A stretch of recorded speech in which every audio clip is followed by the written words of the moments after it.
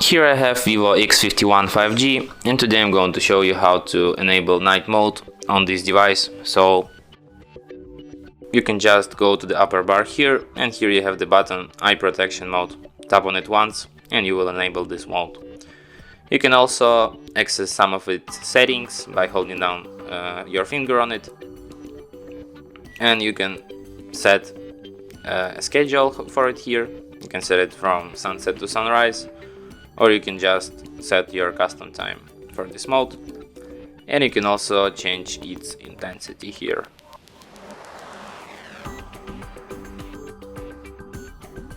And that's it. Thanks for watching.